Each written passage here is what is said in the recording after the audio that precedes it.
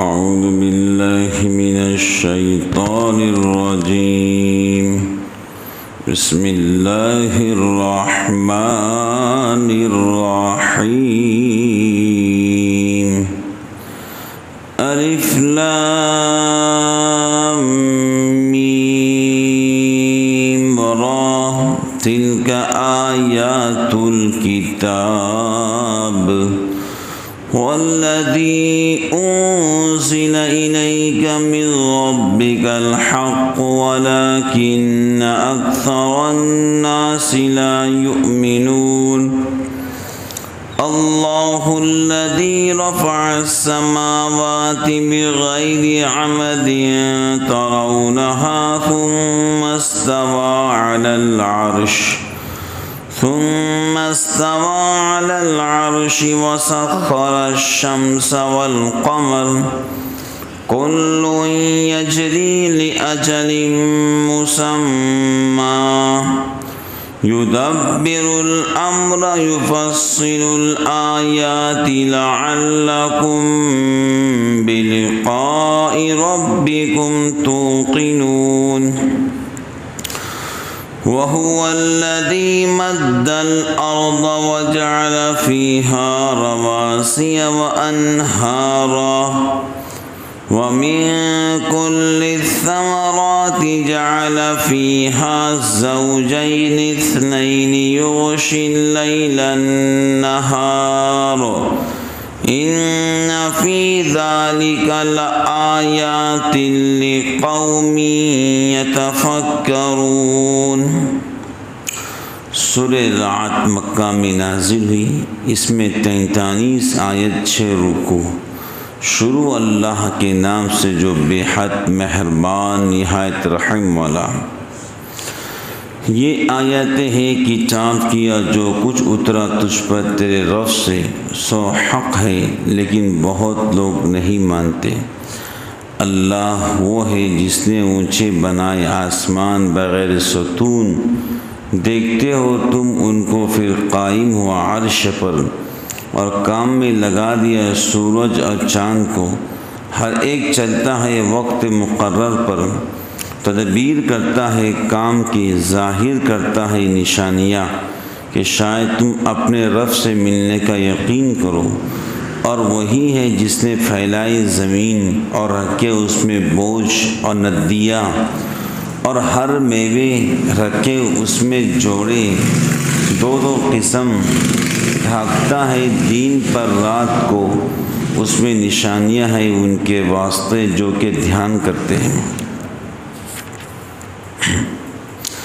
یہ سورت مکہ میں نازل ہوئی اور اس کی کل آیتیں 43. اور اس سورت میں قرآن مجید کا کلام حق ہونا, توحید و رسالت کا بیان اور شبہات کے جوابات مذکور ہیں. الف لام میم را یہ حروف مقطعہ ہے جن کے معنی اللہ جانتے ہیں.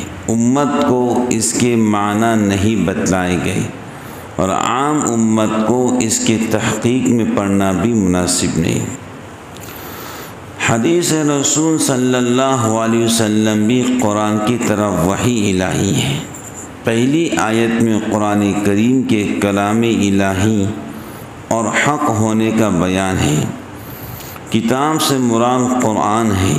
والذی انزل الیک من ربک سے بھی ہو سکتا ہے کہ قرآنی مراد ہو, لیکن واو حرف عطف بظاہر یہ چاہتا ہے کہ کتاب اور الذی انزل الیک دو چیزیں الگ الگ ہو. اس صورت میں کتاب سے مراد قرآن اور الذی انزل الیک سے مراد وہ وحی ہوگی جو علاوہ قرآن کے رسول اللہ صلی اللہ علیہ وسلم پر آتی ہے, کیونکہ اس میں تو کوئی کلام نہیں ہو سکتا کہ رسول اللہ صلی اللہ علیہ وسلم پر آنے والی وحی صرف قرآن میں منحصر نہیں. خود قرآن کریم میں وما ينطق عن الهوى إن هو إلا وحی یوحی یعنی رسول اللہ صلی اللہ علیہ وسلم جو کچھ کہتے وہ کسی اپنے غرض سے نہیں کہتے رسول اللہ صلی اللہ علیہ وسلم جو کچھ کہا کرتے تھے وہ اپنے مفاد کے لیے واسطے نہیں، اپنے غرض کے واسطے نہیں، بلکہ ایک وحی ہوتی جو اللہ کے طرف سے رسول اللہ صلی اللہ علیہ وسلم کو بھیجے جاتی۔ اس سے ثابت ہوا کہ رسول اللہ صلی اللہ علیہ وسلم جو قرآن کے علاوہ دوسرے احکام دیتے ہیں وہ بھی نازل اللہ کی طرف سے ہوتا ہے۔ فرق صرف یہ ہے کہ قرآن کی تلاوت کی جاتی اور اس کی تلاوت نہیں ہوتی۔ بات سمجھ گئے؟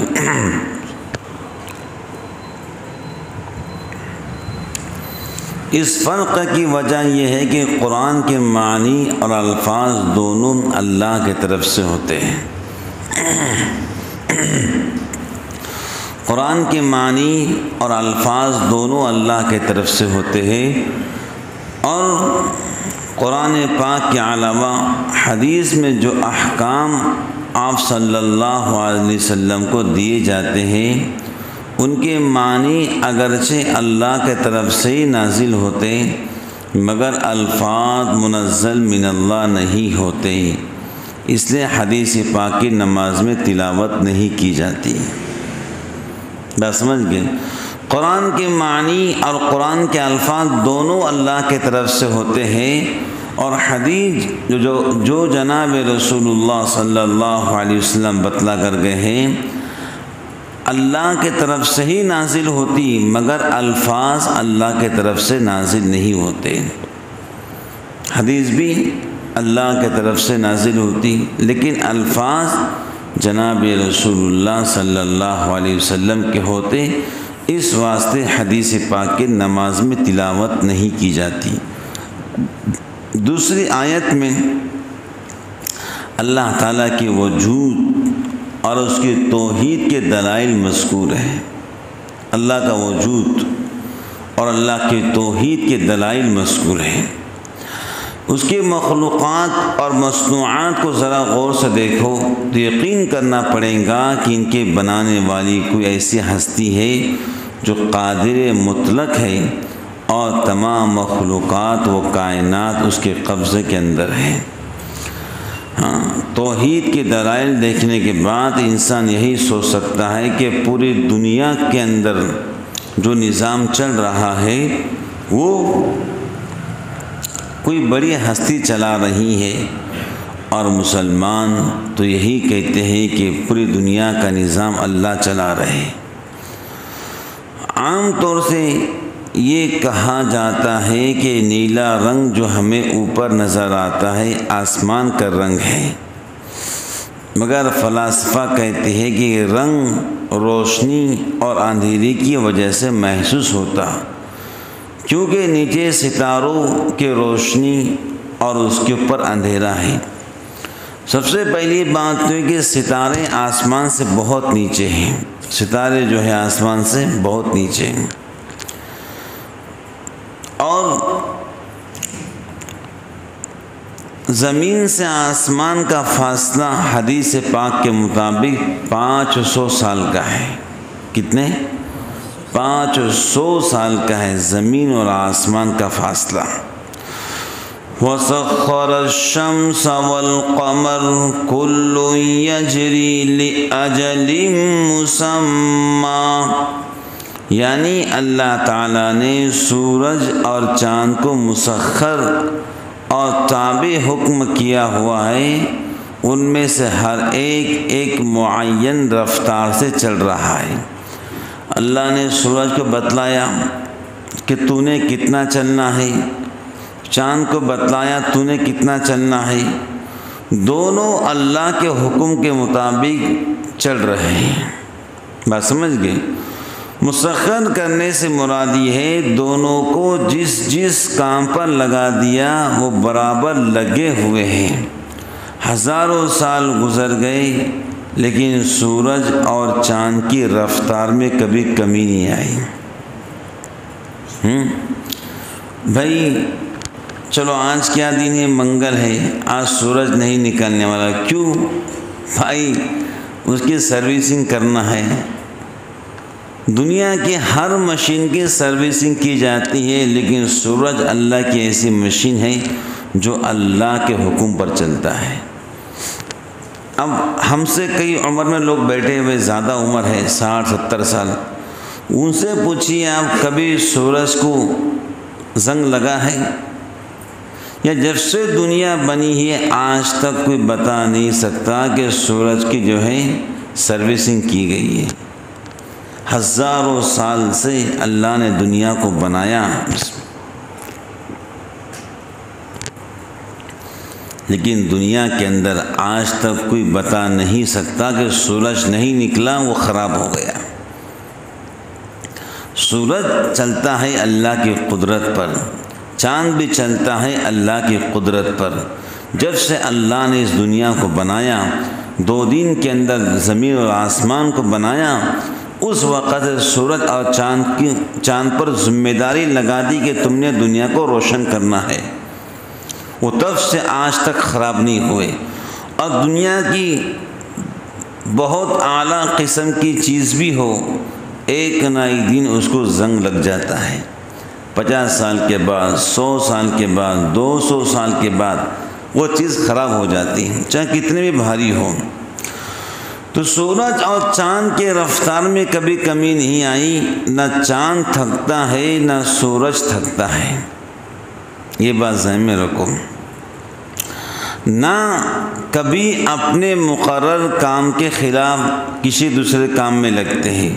معین مدت کی طرف چلنے کی یہ معنی بھی ہو سکتے ہیں، پورے عالم دنیا کے لیے جو آخرت مدت قیامت متعین ہے، سب اسی کی طرف چل رہے ہیں، اس منزل پر پہنچ کر ان کا یہ سارا نظام ختم ہو جائے گا۔ سورج اور چاند یہ چل رہے ہیں قیامت کی طرف۔ کہاں چل رہے ہیں؟ چاند بھی چل رہا ہے قیامت کی طرف، سورج بھی چل رہا ہے قیامت کی طرف، بلکہ سائنسداں تو کہہ رہے ہیں سورج کی سمت بڑھ رہی ہے مغرب کی طرف۔ کہاں بڑھ رہی ہے بولو؟ بسم اللہ، الحمدللہ۔ سائنسداں یہ کہہ رہے ہیں کہ سورج کی رفتار بڑھ رہی ہے مغرب کی طرف۔ اس کا مطلب یہ ہے، حدیث شریف میں آتا ہے، اللہ تعالیٰ قرب قیامت سے پہلے سورج کو مغرب سے نکالیں گا۔ کہاں سے نکالیں گا؟ سورج اور چاند کی عمر قیامت تک ہے، یہ بات ذہن میں رکھو۔ میری آپ کی عمر شاید 60 سال 70 80 ہو سکتی ہے، چاند اور سورج کی عمر قیامت تک ہے۔ جس دن قیامت آئیں گی سورج ختم ہو جائے گا، بے نور ہو جائیں گے، اذا الشمس کورت، چاند بھی بے نور ہو جائیں گا، پھٹ جائیں گا، سورج بھی بے نور ہو جائیں گا، مغرب سے نکلے گا۔ تو چاند اور سورج کی عمر قیامت تک ہے، اور قیامت تک یہ چلنے والے ہیں، اور دونوں برابر اپنے مدار میں چل رہے ہیں۔ یدبر الامر، یعنی ہر کام، یعنی اللہ تعالیٰ ہی ہر کام کی تدبیر کرتا ہے۔ بولو بھائی، کون کرتا ہے؟ اللہ تعالیٰ ہر کام کی تدبیر کرتا ہے۔ انسان جو اپنی تدبیر پر نازا ہے، ذرا آنکھ کھول کر دیکھے تو معلوم ہوگا اس کی تدبیر کسی چیز کو نہ پیدا کر سکتی ہے نہ بنا سکتی ہے۔ بھئی پوری دنیا مل کر بھی ایک بچہ بنا نہیں سکتے ہیں، کہ بنا سکتے ہیں؟ چلو بنا لیں گے، اس میں روح نہیں ڈال سکتے ہیں، کیا نہیں ڈال سکتے؟ بولو بھائی۔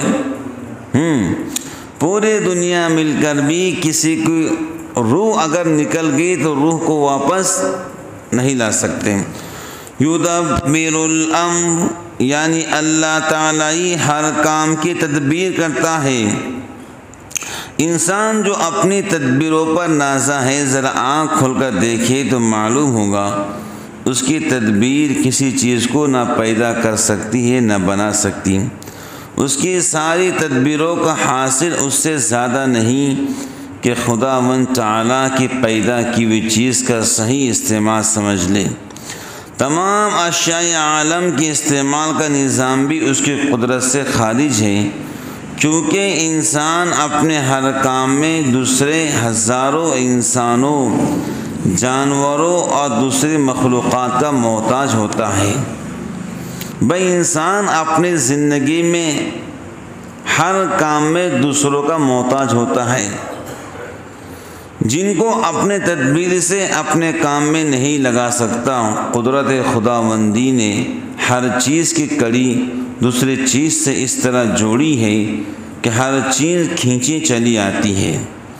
اللہ تعالیٰ نے جوڑ پیدا کر دیا۔ بھئی آپ کو مکان بنانا ہے تو آپ کو جو ہے مستری مل جائیں گا، کلر مارنے والا مل جائے گا، کھڈے کھودنے والا مل جائے گا۔ یہ جڑا ہوا نظام ہے۔ بولو کیسا ہے؟ یہ اللہ کا جڑا ہوا نظام ہے۔ آپ کو مکان بنانے کی ضرورت پیش آتی ہے تو نقشہ بنانے والے، کلر کرنے والے، سینکڑوں انسان اپنی جان اور اپنا ہنر لیے ہوئے آپ کی خدمت کو تیار نظر آتے ہیں۔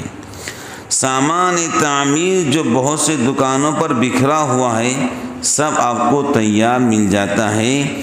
کیا آپ کی قدرت میں تھا کہ اپنے مال یا تدبیر کے زور سے یہ ساری چیزیں مہیا اور سارے انسانوں کو اپنی خدمت کے لیے حاضر کر لیتے؟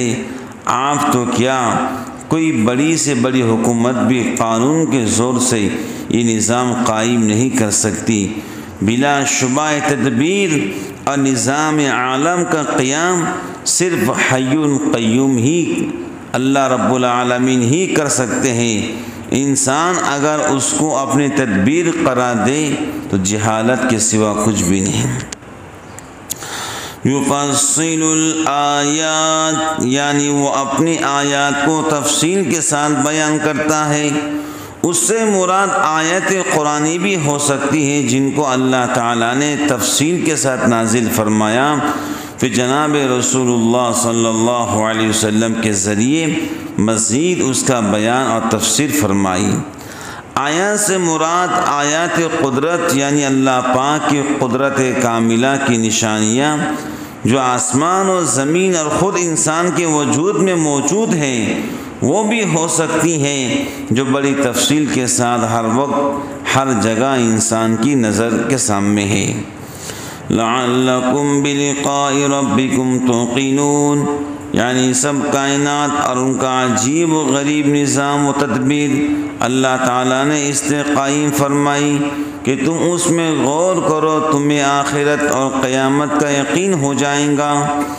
کیونکہ اس نظام عجیب اور پیدائش عالم پر نظر کرنے کے بعد یہ اشکال تو رہتا ہی نہیں کہ آخرت میں انسان کے دوبارہ پیدا کرنے کو اللہ تعالیٰ کی قدرت سے خارج سمجھیں، اور جب داخلی قدرت اور ممکن ہونا معلوم ہو گیا اور ایک ایسی ہستی نے اس کی خبر دی جس کی زبان پوری عمر میں کبھی جھوٹ پر نہیں چلی، تو اس کے واقع اور ثابت ہونے میں کیا شک رہ سکتا ہے۔ جناب رسول اللہ صلی اللہ علیہ وسلم نے اس امت کو خبر دی کہ بھائی تم نے دوبارہ زندہ ہونا ہے۔ ایسی ہستی نے ہم کو خبر دی ہے جنہوں نے زندگی بھر کبھی جھوٹ نہیں بولا ہے، اور اللہ تعالیٰ کا یہ پورا نظام، زمین اور آسمان کو پیدا کرنا، چاند اور سورج کو بنانا، جو رب زمین اور آسمان کو پیدا کر سکتا ہے، جو رب چاند اور سورج کو بنا سکتا ہے، اور جو رب ہم کو اپنی ماں کے پیٹ سے باہر نکال سکتا ہے، تو وہی رب ہم کو قبر سے دوبارہ زندہ کھڑا کرے گا۔ بھائی پہلی بار تو پیدا ہونا مشکل تھا، دوبارہ پیدا ہونا کوئی مشکل کام نہیں، کیونکہ جب انسان ماں کے پیٹ سے باہر نکلتا ہے، جس رب نے زندگی دی ہے وہی رب قبر کے بعد نئی زندگی عطا فرمائے گا۔ اس میں کون سی مشکل کی بات ہے؟ بھائی کوئی مشکل ہے؟ چلو ہم تو پیدا ہو چکے ہیں، ہمیں احساس ہے، لیکن مرنے کے بعد دوبارہ پیدا کرنا اللہ کے لیے کوئی مشکل نہیں ہے۔ بولو کوئی مشکل ہے؟ ارے جس رب نے اتنا بڑا آسمان بنایا بغیر ستون کے بنایا، اس رب کے لیے 6 فٹ کی انسان کو کھڑا کرنا کیا مشکل ہے؟ بھائی آسمان دیکھیے نا، کتنا بڑا آسمان ہے، بغیر ستون کا ہے، تو اللہ کے لیے کوئی مشکل نہیں ہے۔ اور خبر بھی ہم کو ایسے ہستے نے دی ہے جن کا نام تھا آمین، اور صادق، امانت دار اور سچ بولنے والے۔ مکہ کے لوگوں نے آپ کو محمد بولنا چھوڑ دیا تھا، ارے بھائی امین نظر آئے، ارے بھائی صادق نظر آئے، یہ لوگ آپ کو بولا کرتے تھے، صادق سچ بولنے والا، امین امانت دار، دیانت دار۔ مکہ کے لوگ محمد نام سے پکارتے نہیں تھے، وہ صادق کہاں جا رہے ہو، وہ امین کہاں سے آ رہے ہو۔ جس نبی اور رسول نبوت سے پہلے کبھی جھوٹ نہ بولا ہو، نبوت ملنے کے بعد پوری زندگی لائف کے اندر کبھی جھوٹ نظر نہ آتا ہو، اس نبی نے خبر دی کہ تم نے دوبارہ زندہ ہونا ہے۔ پھر اس میں کوئی شک باقی رہتا ہے؟ ارے بولو بھائی، ہم مسلمان اہل ایمان کے پاس کوئی شک نہیں ہے، ہم نے پتہ ہے کہ دوبارہ زندہ ہونا ہے۔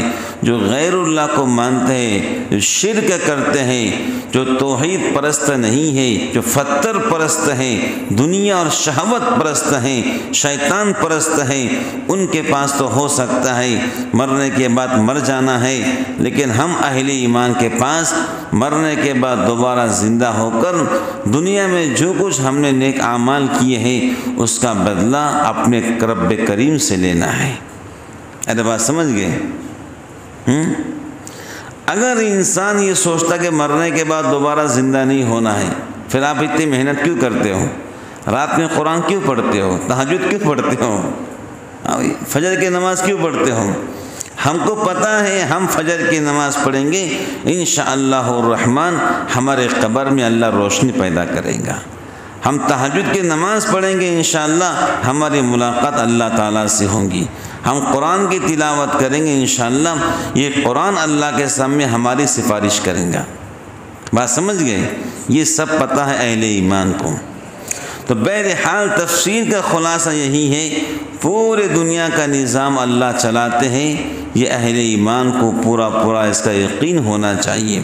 اللہ تعالیٰ سے دعا کرتے ہیں اللہ تعالیٰ ہم سب کو اللہ رب العالمین کے قدرت کاملہ کا مکمل یقین نصیب فرمائے۔ آمین۔ وآخر دعوانا ان الحمد للہ رب العالمین۔